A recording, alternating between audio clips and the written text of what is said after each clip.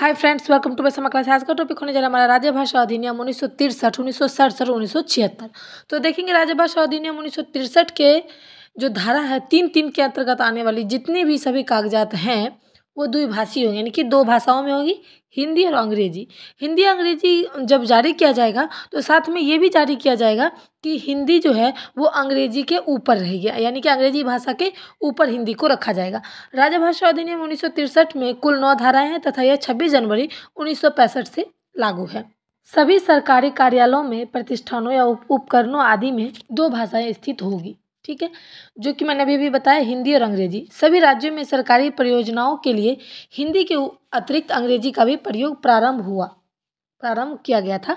इस प्रकार इसे अधिनियम में अंग्रेजी को भी विशेष महत्व प्राप्त हुआ। अंग्रेजी थी राजभाषा के अंतर में, लेकिन उतना उसका महत्व नहीं था, लेकिन हिंदी के साथ साथ अंग्रेजी का भी महत्व ज़्यादा बढ़ गया। राजभाषा अधिनियम 1967 में देखेंगे, यह विधेयक 27 नवंबर 1967 को लोकसभा में प्रस्तुत हुआ, यानी कि जो ये नियम बना है वो 1967 यानी कि 27 नवंबर को लोकसभा में आया था।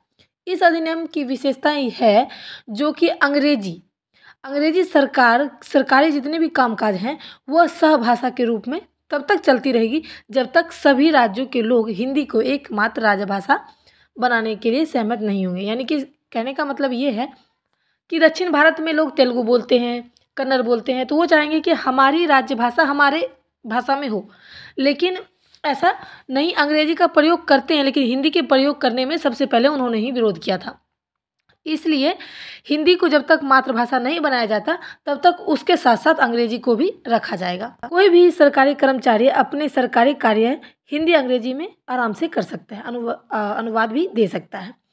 और मैं आपको बता दूं, राज्य भाषा अधिनियम 1976 में क्या हुआ कि 1963 के जो प्रावधान के अनुरूप में जो 1976 में कुछ नियम बनाए गए थे। 1963 में राज्य भाषा का अधिनियम बना था, यानी कि कुछ नियम बने थे, उसमें 1976 के भी कुछ अधिनियम बनाया गया था। और इसके अनुसार हिंदी भाषा के आधार पर पूरे भारत को 3 क्षेत्रों में बांटा गया था। पहला है क, दूसरा है ख और तीसरा है ग। यानी कि आप देखोगे कभी कभी हिंदी के प्रश्न जो है, हिंदी साहित्य के प्रश्न क, ख, ग में भी उत्तर हमें देना पड़ जाता है। क्षेत्र क हिंदी भाषी राज्य है जहां पर पत्र भेजते समय केंद्र सरकार हिंदी का प्रयोग करेगी। स्थिति बस कभी अंग्रेजी में भी पत्र भेजा जा सकता है, पर उसका हिंदी में अनुवाद साथ में अवश्य भेजा जाएगा। क्षेत्र ख के राज्य जो हैं वो कौन कौन से आते हैं? पंजाब, गुजरात, महाराष्ट्र, चंडीगढ़, ये सब आते हैं। इसमें जो है खास तौर पर हिंदी में ही पत्र भेजा जाएगा।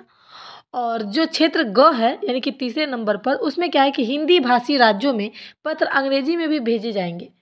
इधर से उत्तर उन्हें हिंदी में दिया जाएगा, यानी कि कहीं से भी अगर कोई भी केंद्रीय सरकार अगर पत्र अगर अंग्रेजी में भेजता है तो उसका हस्ताक्षर खास तौर पर हिंदी में ही दिया जाएगा, यानी कि जो भी क्वेश्चन आएगा उधर से इधर से हिंदी में ही उसका आंसर जाएगा। तो ये हमारी 1976 की नियमें थी कुछ राज्य भाषा अधिनियम। Thanks for watching my video पसंद आए लाइक कर शेयर कर सपोर्ट